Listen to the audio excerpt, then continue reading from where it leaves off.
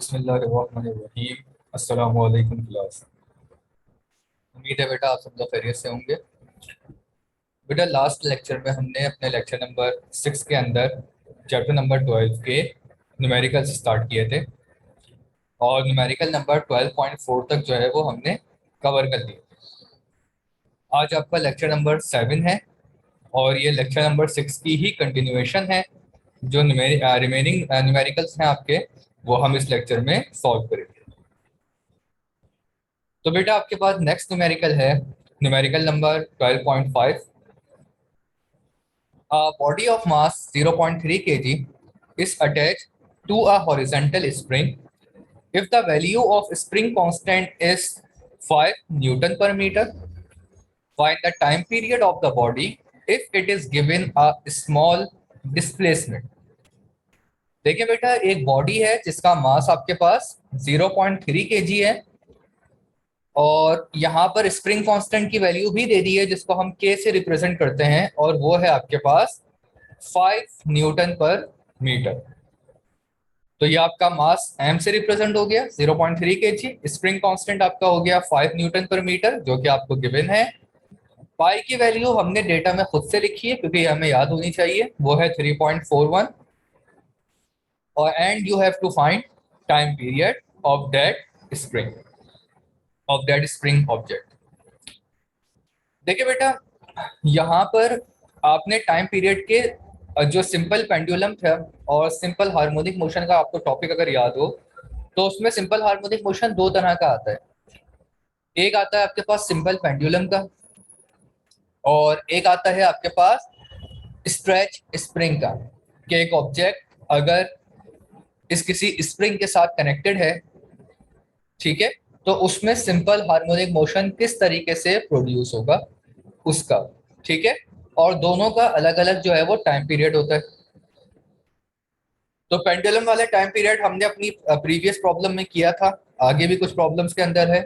अभी जो आपके पास टाइम पीरियड है जो आपको फाइंड करना है वो है स्प्रिंग के साथ, कि अगर एक बॉडी किसी स्प्रिंग के साथ कनेक्टेड है तो उसका टाइम पीरियड हम किस तरीके से कैलकुलेट करेंगे। तो first of all you have to remind formula of time period of a body attach with a horizontal spring. और फॉर्मूला आपके पास क्या है, 2 pi is equal to T is equal to 2 pi under root M upon K. Now बेटा simple सा है कि आपको इसमें अपनी सारी वैल्यूज जो आपको गिवन है उनको पुट करके सॉल्व करना है। सबसे पहले आपके पास क्या है, मास की जगह पर हमने अपनी वैल्यू पुट कर दी, वो क्या थी हमारी 0.3। के जो आपका स्प्रिंग कांस्टेंट है वो हमने पुट कर दिया हमारा 5। पाई की जगह पर हमने वैल्यू पुट करी 3.14 और साथ में मल्टीप्लाई बाय 2। अब 2 को बेटा 3.14 से मल्टीप्लाई करेंगे, आपका आंसर आ जाएगा 6.28। 0.3 को आप डिवाइडेड बाय 5 करेंगे तो ये आपके पास वैल्यू आ जाएगी 0.06, ठीक है। 0.03 को आपने डिवाइडेड बाय 5 किया, आपके पास वैल्यू आ गई 0.06। 0.06 का आप स्क्वायर रूट निकाल लेंगे तो स्क्वायर रूट का ऑप्शन ऑलमोस्ट सारे जो है आपके सिंपल कैलकुलेटर्स में होता है। तो 0.06 को आपने स्क्वायर रूट निकाला, आपके पास इसका स्क्वायर रूट आएगा 0.2449, ये आपका स्क्वायर रूट आ गया। 0.2449 को आपने 6.28 के साथ मल्टीप्लाई करवाया तो आपकी वैल्यू आएगी 1.537। 37 को हमने राउंड ऑफ करके 4 पर कन्वर्ट कर दिया, 40 यानी कि 40, जीरो लिखने की जरूरत नहीं होती। तो आपका टोटल टाइम पीरियड इसका आ जाएगा t is equal to 1.54 second. तो ये आपका सिंपल सा न्यूमेरिकल था। इसके बाद नेक्स्ट वन आपका, अभी थोड़ा सा ये सिस्टम हैंग हो रहा है जी।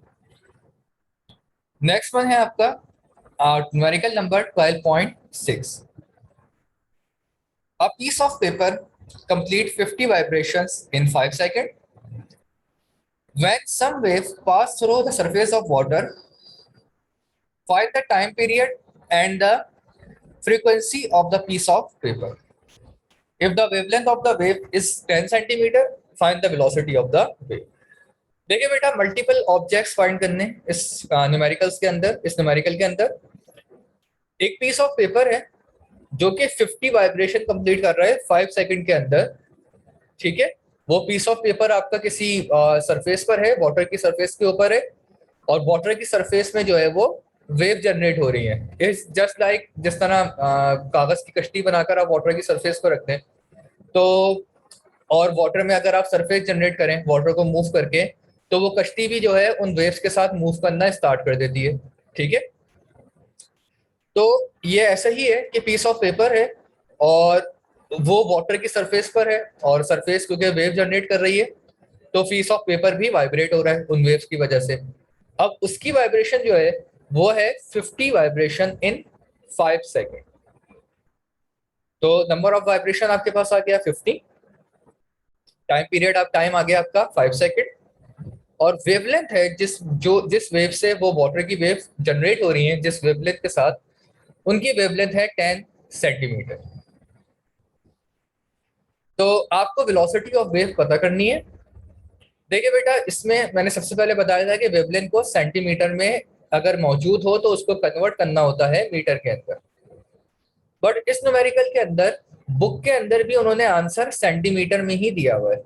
वेलोसिटी का आंसर मीटर पर सेकंड के बजाय सेंटीमीटर में ही दिया हुआ है, वरना आपको याद होगा कि वेलोसिटी का जो यूनिट होता है वो मीटर पर सेकंड होता है। बट यहाँ पर उन्होंने पूरा सॉल्व करके वेलोसिटी को सेंटीमीटर पर सेकंड में ही दिया हुआ है बुक के अंदर भी, तो इस वजह से आपको वेवलेंथ को सेंटीमीटर से मीटर में कन्वर्ट करने की जरूरत नहीं है। आप वेवलेंथ को अपने सेंटीमीटर के अंदर ही रखेंगे।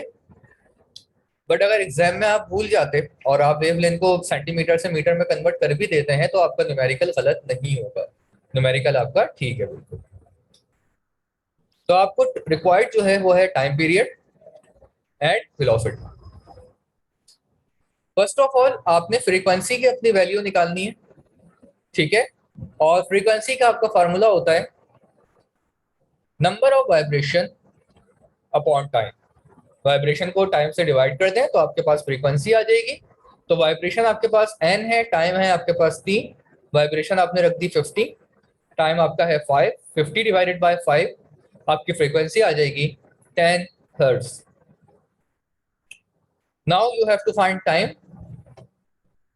तो टाइम पीरियड कैलकुलेट करने के लिए आपने फॉर्मूला यूज करेंगे t is equal to 1/f। f जो आपने प्रीवियस कैलकुलेशन से अपना निकाला है वो f यहाँ पर आप पुट कर देंगे 1 डिवाइडेड बाय 10। तो 1 डिवाइडेड बाय 10 आपके पास आ जाएगी वैल्यू 0.1 सेकेंड। सो आपका फॉर्मूला हो जाएगा v इज इक्वल, अब यहाँ पर जब आपका टाइम पीरियड आपने कैलकुलेट कर लिया तो उसके बाद आपको सिंपल वेलोसिटी कैलकुलेट करनी है। तो वेलोसिटी का फॉर्मूला हम पहले भी यूज कर चुके हैं अपने प्रीवियस न्यूमेरिकल्स के अंदर। तो v is equal to F lambda आपकी वेलोसिटी का फॉर्मूला होता है। फ्रीक्वेंसी की जगह पर आपने 10 रखा, लैम्डा की जगह पर भी 10 आपने पुट किया, 10 मल्टीप्लाई बाय 10 आपका आंसर आ जाएगा वेलोसिटी का 100 सेंटीमीटर पर सेकेंड। तो ये आपका न्यूमेरिकल था, और आई डोंट थिंक सो कि इसमें कोई बहुत ज्यादा कोई टफ चीज है। तो वही सिंपल फॉर्मूलाज हमारे यूज हो रहे हैं इस न्यूमेरिकल के अंदर भी, और आपको सिंपल कैलकुलेशन अपनी यूज करनी है। नाउ न्यूमेरिकल नंबर 12.7, और 12.7 भी ऑलमोस्ट 12.6 की तरह ही है। 40 waves pass through a point on the surface of a pond in 2 seconds. Calculate the wavelength if the velocity of the wave is 3.5 metre पर second. देखिए बेटा, एक पॉन्ड है, एक छोटा सा तालाब है जिसमें 40 वेव्स पास हो रही हैं 2 सेकंड में। ठीक है, 40 वेव्स 2 सेकंड में पास हो रही है, यानी कि 1 सेकंड में कितनी वेव पास होंगी? 20 वेव्स। आपको उन वेव की वेलोसिटी फाइंड आउट करनी है, सॉरी वेवलेंथ फाइंड आउट करनी है, जबकि वेलोसिटी आपको गिवन है 3.5 मीटर पर सेकंड। तो इसका डेटा आप जनरेट करेंगे। वेव वाइब्रेशन है आपके पास 40, जो नंबर ऑफ वेव्स पास हो रही हैं, टाइम है आपके पास 2 second, and velocity is 3.5 metre per second. You have to calculate wavelength. तो फर्स्ट ऑफ ऑल आप अपनी फ्रीक्वेंसी कैलकुलेट करेंगे वेवलेंथ से पहले। क्योंकि जब आप वेवलेंथ का फॉर्मूला यूज करेंगे तो उसमें आपको फ्रीक्वेंसी रिक्वायर्ड होगी। तो ऐसा तो नॉर्मली न्यूमेरिकल्स में होता ही है कि हमें फाइंड एक चीज करनी होती है, बट उस एक चीज को फाइंड करने के लिए हमें 2-3 चीजें खुद से फाइंड आउट करनी पड़ती हैं फॉर्मूले को कंप्लीट करने के लिए। सो वेवलेंथ आपके पास है लैम्डा।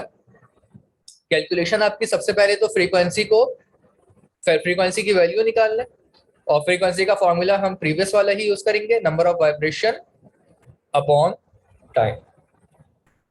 तो फ्रीक्वेंसी आपके पास हो जाएगी n अपॉन टी।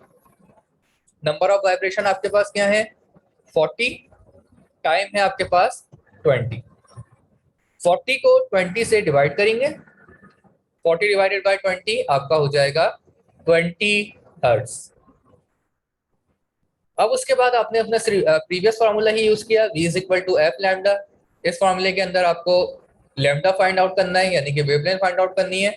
सो फ्रीक्वेंसी यहाँ पर मल्टीप्लाई हो रही है, आपने इसको ऑपोजिट साइड भेजकर डिवाइड करवा दिया, तो आपकी फ्रीक्वेंसी हो गई v अपॉन एफ, आपका लैम्डा की वैल्यू आ गई v upon F is equal to lambda. Lambda को हमने पहले लिख दिया लेफ्ट हैंड साइड पर, क्योंकि जिसकी वैल्यू आपको फाइंड आउट करनी होती है वो आप लेफ्ट हैंड साइड पर आता है। तो lambda is equal to v upon F. आपने वेलोसिटी की वैल्यू पुट करी जो आपको ऊपर गिवन थी 3.5, फ्रीक्वेंसी आपने अपनी पुट करी 20, 3.5 को आपने 20 से डिवाइड करवाया, तो लैम्डा आ गया आपका 0.175 मीटर। तो ये आपका न्यूमेरिकल नंबर 12.7 था। अब है आपके पास लास्ट न्यूमेरिकल, और वो है न्यूमेरिकल नंबर 12.8। देखिए बेटा, न्यूमेरिकल नंबर 12.8 बहुत इंपॉर्टेंट न्यूमेरिकल है, ये अक्सर एग्जाम में रिपीट होता है। और इस न्यूमेरिकल में कुछ भी डेटा आपको गिवन नहीं होता, आपको जस्ट ये सवाल लिखा हुआ आएगा, calculate the length of second pendulum. ठीक है, बस calculate the length of second pendulum. बाकी सारी चीजें जो यहाँ पर गिवन है वो सिर्फ आपकी हेल्प के लिए लिखी हुई है, वरना मोस्टली एग्जाम के अंदर जस्ट ये फॉर्मूला है, ये सिर्फ सवाल लिखा हुआ होता है calculate the length of second pendulum.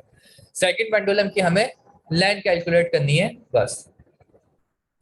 सो इसके लिए सारा डेटा आपको याद रखना है। सबसे पहले तो आपको पेंडुलम का सिंपल पेंडुलम का फॉर्मूला याद होना चाहिए, t is equal to 2 pi under root l upon g. तो you have to find length, आपको लेंथ कैलकुलेट करनी है, g की वैल्यू आपको याद है और वो होती है 9.8 मीटर पर सेकंड स्क्वायर। पाई की वैल्यू भी याद होनी चाहिए, वो होती है 3.142 या 3.14 भी लिख सकते हैं। और टाइम पीरियड, ये एक चीज जो है वो इस न्यूमेरिकल में आपको जहन में रखनी है कि सेकंड पेंडुलम का टाइम पीरियड हमेशा 2 सेकंड होता है। ठीक है, सेकंड पेंडुलम का टाइम पीरियड हमेशा 2 सेकंड होता है। जो आपके पास सिंपल पेंडुलम होता है उसका टाइम पीरियड हमेशा 2 से छोटा आता है। ठीक है, नॉर्मली 0.99, 1, 1.3, 1.5 ये टाइम पीरियड आ रहा होता है, और सेकंड पेंडुलम का टाइम पीरियड हमेशा 2 सेकंड होता है।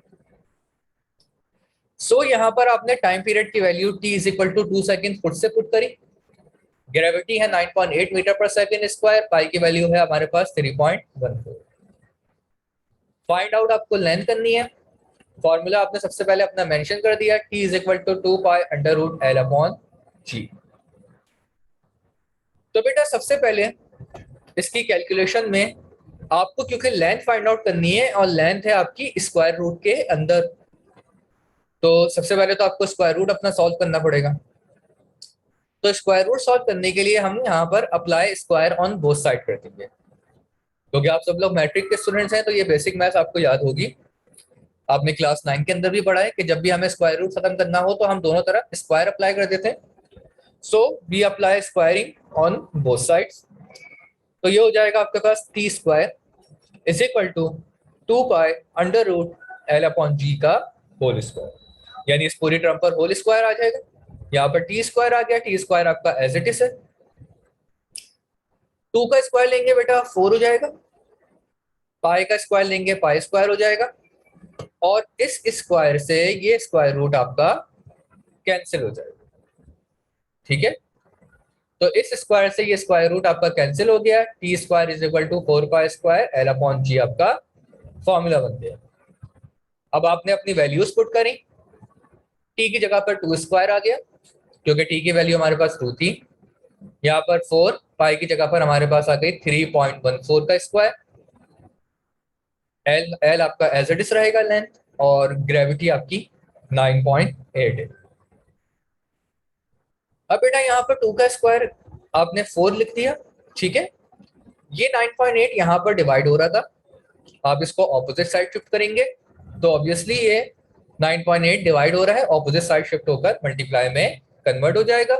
तो ये आपके पास आ जाएगा 4 मल्टीप्लाई बाय 9.8। अब बाकी यहाँ पर 4 आपका मल्टीप्लाई हो रहा था, ठीक है। 4 मल्टीप्लाई, यहाँ पर आपका 4 मल्टीप्लाई हो रहा है, यहाँ पर आप ऑपोजिट साइड पर शिफ्ट करेंगे, ये क्या हो जाएगा, डिवाइड हो जाएगा। 3.14 आपने पाई की वैल्यू अपनी पुट करी थी, उसका आप स्क्वायर ले लें। 3.14 का आप स्क्वायर लेंगे, इसका स्क्वायर आएगा 9.85। तो 3.14 का आपने स्क्वायर लिया, स्क्वायर आया 9.85, और उसके बाद 9.85 यहाँ पर मल्टीप्लाई हो रहा है, आपने ऑपोजिट साइड शिफ्ट किया तो ये यहाँ पर डिवाइड हो गया। तो सिंपल जो चीज यहाँ पर न्यूमरेटर के अंदर थी वो आपने ऑपोजिट साइड शिफ्ट करवाकर डिनोमिनेटर में कन्वर्ट कर दी। जो चीजें यहाँ पर डिनोमिनेटर में थी आपने ऑपोजिट साइड शिफ्ट करवाकर न्यूमरेटर में उनको कन्वर्ट कर दिया। तो ये हो गया आपके पास 4 multiply by 9.8 divided by 4 multiply by 9.85। Calculator में आप पहले 4 मल्टीप्लाई बाय 9.8 की वैल्यू निकाल लेंगे, फिर उसके बाद 4 मल्टीप्लाई बाय 9.85 की वैल्यू निकाल लेंगे। दोनों वैल्यूज ऑलमोस्ट सेम ही आएंगी। फिर आपने उन दोनों वैल्यूज को आपस में डिवाइड करवा देना है। तो जब आप डिवाइड करवाएंगे आपके पास आंसर आ जाएगा L इज इक्वल टू 0.994, और 0.994 मीटर है ये, इसको हम राउंड ऑफ करेंगे तो ये आपके पास क्या आ जाएगा, 1 मीटर। सो सेकंड पेंडुलम की लेंथ आपके पास क्या होगी, 1 मीटर। तो बेटा ये इस चैप्टर से रिलेट न्यूमेरिकल्स थे आपके, 8 ही न्यूमेरिकल्स हैं इस चैप्टर के अंदर। इसके अलावा कुछ प्रॉब्लम्स हैं जो कि आपकी बुक में मौजूद हैं, एग्जाम्पल्स हैं, सॉरी। तो एग्जाम्पल नंबर 1 से लेकर 4 या 5 एग्जाम्पल्स हैं आपकी बुक में। आपका काम यह है कि आप उन एग्जाम्पल्स को खुद से एक एक दफा सॉल्व करें, क्योंकि उन एग्जाम्पल्स के सॉल्यूशन भी बुक में मौजूद है। तो अगर आपको कोई प्रॉब्लम होती भी है तो आप वो सॉल्यूशन भी देख सकते हैं, आपके चैप्टर के अंदर ही है। और अगर आपको फिर भी कोई इशू होता है तो आप मुझसे जब चाहे कंसर्न कर सकते हैं, पूछ सकते हैं, ठीक है, व्हाट्सएप के ऊपर। और तो इन न्यूमेरिकल्स को बेटा अपनी कॉपी में नोट डाउन कर लें। और इसके अलावा जो है, एक दफा नोट डाउन करने के बाद खुद से जरूर एक दफा सेल्फ प्रैक्टिस करें, क्योंकि अगर आप फ्रेशली, आपके जहन में फ्रेशली लेक्चर होगा और आप सेल्फ प्रैक्टिस कर लेंगे तो आपके न्यूमेरिकल पक्के हो जाएंगे, दोबारा आप इसको भूलेंगे नहीं। तो बेटा यहाँ पर हमारा चैप्टर खत्म हो गया है, चैप्टर नंबर 12। इंशाल्लाह नेक्स्ट लेक्चर के अंदर हम चैप्टर नंबर 13 स्टार्ट करेंगे। तब तक के लिए बेटा टेक केयर, अल्लाह हाफिज।